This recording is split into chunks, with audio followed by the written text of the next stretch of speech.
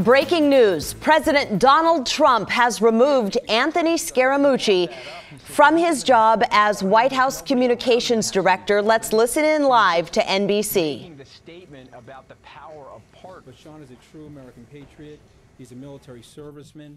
He's got a great family, and he's done an amazing job. This is obviously a difficult situation to be in, and I applaud it. This, of course, follows the resignation of White House Chief of Staff Reince Priebus on Friday.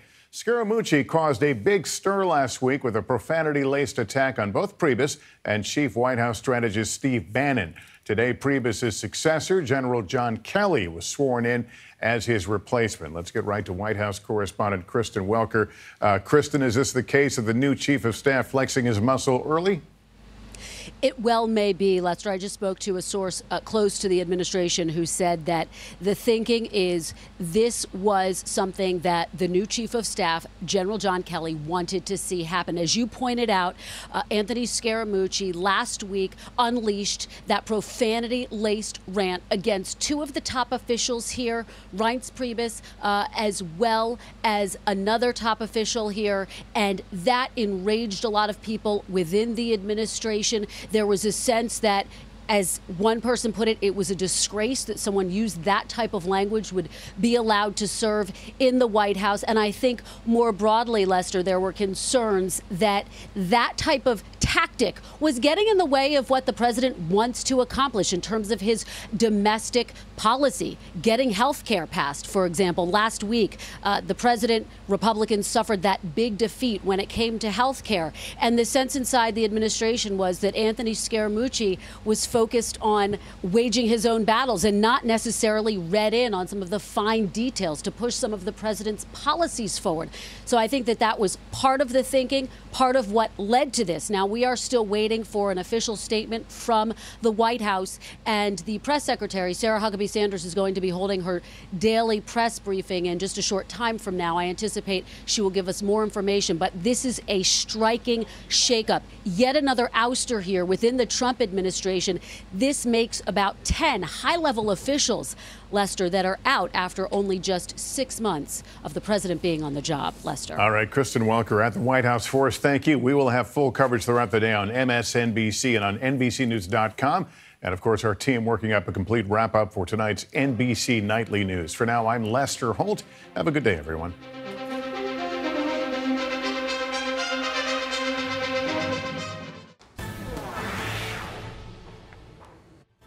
Glad that they found the individual, and sad that happened. And, you know, to have life jackets up there for everybody. A tragic ending to a weekend swim. A Hillsborough man goes under the water at Hagg Lake and drowns. Hello, everyone. I'm Brenda Braxton. With the extreme heat coming our way, more people will likely be jumping into the water. Chris McGinnis is tracking exactly how close we'll get to the all-time record. But first, Tim Gordon is live at Hagg Lake this afternoon. Tim, it's always important to wear a life jacket.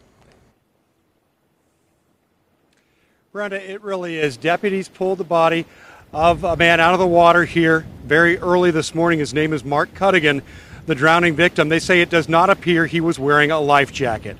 From Sky 8, you can see Henry Hagg Lake is a pretty big lake out here in western Washington County.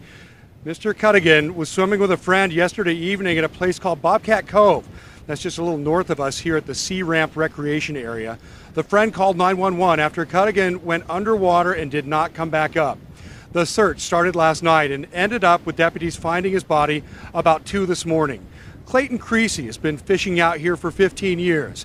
His advice for anyone, children and adults, wear a life jacket and just pay attention and don't get too comfortable. I see a lot of people doing way out deep when they probably shouldn't be out deep, and this lake just drops off at certain spots. It doesn't look like it does, and all of a sudden it'll just drop right off. And that's usually when people get in trouble. Now back here live, Creasy echoes what the Washington County Sheriff says. Swim with a buddy and use a life jacket. There are several, in fact, there are 13 now free loaner stations here along Hagg Lake, so it's very easy to borrow a life vest if you don't have them. Wearing one in that buddy system, so important here at Hagg Lake in any area of water, in the area and there's hot weather coming, it's going to be good advice. Back to you. Absolutely. It looks inviting, but it can be very dangerous. Tim, thank you. So, Chris, break it all down for us, starting with all the excessive heat watches and warnings. Well, first off, the metro area, of course, under that excessive heat warning starting tomorrow at 11 o'clock at noon, and it runs through the end of the work week. So that means days of what the Weather Service is calling excessive heat. Also shaded in maroon is the North Coast. The coast may not be out of the woods on this heat either. We could be talking about 90-degree temperatures at the beach, at least at the North Coast, on Tuesday and Wednesday before you folks get a little break. But again, in the metro area, we're talking about the possibility of hitting Portland's all-time record high, which is 107 degrees, set back in 1965 and again in 1981, a couple of times actually in August of 81. This is my temperature forecast over the next 3 days here, and this is unchanged from this morning. So our thinking is that we're close to the century mark tomorrow. Places like Wilsonville, Aurora, Woodburn, Salem, you probably will hit the 100-degree mark tomorrow. Our record at PDX is 98, set just 2 years ago. So we're probably going to be close, or we're breaking that one. Wednesday and Thursday, it's a slam dunk that we break the records. The records are kind of soft for early August standards, and we're going well over the century mark both Wednesday and Thursday. And then, Brenda, the question becomes, one, do we actually hit that 107?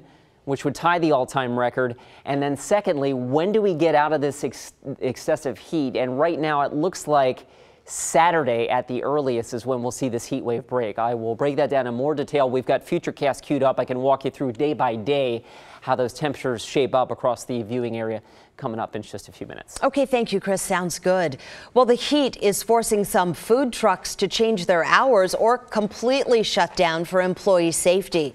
As KGW's Nina Melhoff found out, workers say it's just too hot with those grills going inside. Tight Tacos here on Southeast Belmont and 39th is one of the hottest food trucks in the city, and this week they really are. These guys make delicious street tacos and burritos grilled to order. It is a hot job working in a food truck even on a cold day.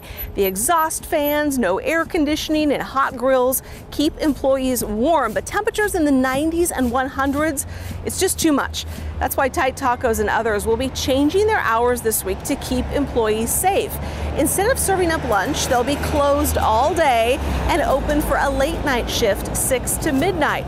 Other carts we're headed to check out today are closing down completely in this heat. They say it is not worth it since customers get too warm to walk around and order food. Sales are super slow anyway. We're going to show you the conditions coming up tonight. In Southeast Portland, Nina Melhoff, KGW News. Also keep in mind, MAX trains will slow down during this heat. When it gets over 90 degrees, MAX goes 10 miles an hour slower in high-speed areas above 100, and the trains can't go faster than 35 miles an hour. TriMet is asking riders to plan for extra time on their commute. And with the approaching heat wave, firefighters are working to contain a fire that's burning east of Detroit. It's called the Whitewater Fire. It's burned about 167 acres so far. This morning, crews shut down all trails leading into Jefferson Park. Tens of thousands of people will head to this area next month to see the solar eclipse. The Forest Service says it'll do everything it can to have that area open. Download the KGW mobile app to get weather alerts right on your phone. You can also find the full forecast on KGW.com. Well, fire destroyed a historic home in Lebanon overnight. You can see how bad the damage was. Firefighters say it started just before 11 o'clock in the garage. It spread to the main home and then engulfed the entire thing within just a few minutes. 3 people inside got out safely. 2 firefighters went to the hospital with some minor injuries. It wasn't completely out until sometime after 3:30 this morning. The home was built back in 1912. Crews are now trying to figure out how the fire started. The man charged with murdering a teenager in Gresham Saturday night will appear in court in just a couple of hours.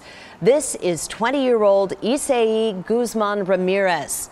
Police say he and 3 teenagers shot Jose Morales near Southeast 187th and Stark. Police think the crime is gang-related. Family and friends held a candlelight vigil to remember the teen last night. His mom says he was caring and a hard worker. I'm sure he was thinking hard. He was thinking about us and how he wasn't going to be able to help us. I'm really positive about that. There is a GoFundMe page to help the family pay for funeral costs.